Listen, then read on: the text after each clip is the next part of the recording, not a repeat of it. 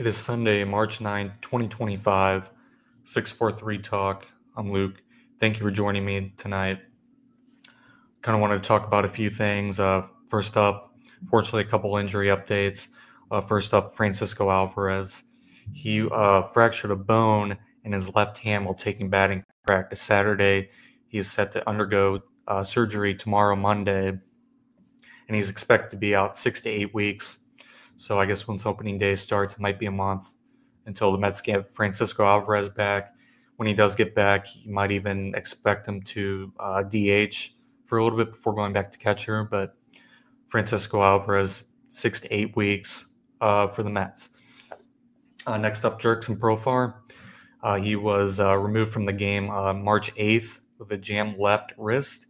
He was diagnosed with a bone bruise, but he is expected to be ready for opening day, which is a good sign. It did not look good when I saw it. So with the Braves, they already Acuna out, Sean Murphy, a couple other guys out. It's good to see that at least Jurickson Profar be ready for opening day. 3-year deal in the offseason. So I'm going to kind of look for him to be batting first. I mean, you could really plug him anywhere in the lineup, but it'll be good to, see where they put Profar on the lineup. He's going to be a big bat for the Braves this season, coming off a really good year in San Diego, so I'm excited for that. Next up, I want to talk about Jac Caglianone. This guy's off to a really good start here in spring training. Now, only 11 at-bats so far, but he is batting .545 and just hit his third home run of the spring, which is a 444-foot moonshot off Aaron Civale and the Brewers. Now, my question is it possible that the Royals bring him up sometime this season? I think possibly. Now, whether it be sometime later this summer, around the trade deadline, but I definitely expect him to be in the majors, especially if the Royals are near playoff contention. But I do expect them to be. They're going to be one of the top teams in the AL, in my opinion. So I won't see him. Probably won't see him at first, but it also kind of depends on how his minor league stats are going to be until then. But with the way he's going right now, it's definitely a really good start. So a couple other guys have hit their first home runs this spring, Yordan Alvarez being one of them. So it's a good sign for the Astros. Alvarez, definitely a 30 to 40 home run guy regularly. So excited to see that. Astros they did get Christian Walker, but one guy that they did lose, Kyle Tucker, hit his first home run of the spring. In fact, snapped an 0 for 20 streak to start the spring training. The home run to center field against the Giants this afternoon. Now, this is also a guy that I'm not going to be too worried about as far as the 0 for 20 goes. Kyle Tucker, also a 30 to 40 home run guy. Definitely expect that, him playing in Chicago. Even, as a Cardinals fan, it's definitely going to be exciting to see Kyle Tucker in the NL Central playing for the Cubs. I already kind of think the Cubs have an advantage in the AL Central, even over the Brewers. They're pretty neck and neck, the Brewers and the Cubs, but I expect the Cubs to possibly win the NL Central this year, even though that NL Central division is going to kind of be one that's, I would say, up for grabs. Pirates are really a decent team. You never know with the Pirates. Cincinnati Reds have also added in the offseason. So expect them to be possibly a sneaky team.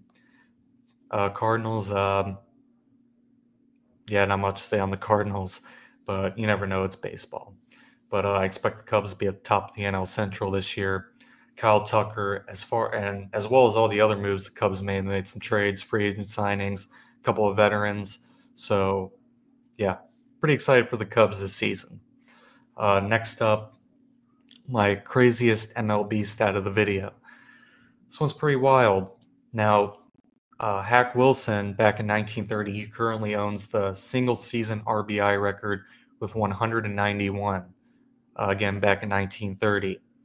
What's crazy about this is since 1938, the last 87 years, the closest person to reach this was actually Manny Ramirez back in 1999.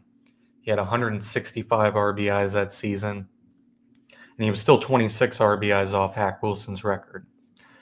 So one of those MLB records where I expect it possibly to never be broken. We just kind of have to see, at least anytime soon. I don't see this record being broken. Now, in the last 16 years, the only person who's come close is actually Aaron Judge last year with 144 RBIs. So I believe 2007, I believe Alex Rodriguez had 156. Ryan Howard also had 149. I want to say 2008 or 2006, but Ryan Howard had a couple of seasons where he had RBIs reaching the high 140s. But like I said, the last 16 years, Aaron Judge's 144 RBIs is the closest in the last 16 years. Manny Ramirez is the closest person in the last 87 years with 165. Now, my question is, if someone were to break it this year or sometime soon, who would it be?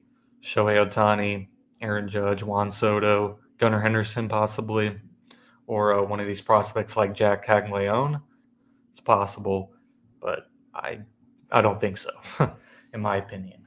But let me know who you think would break that record today.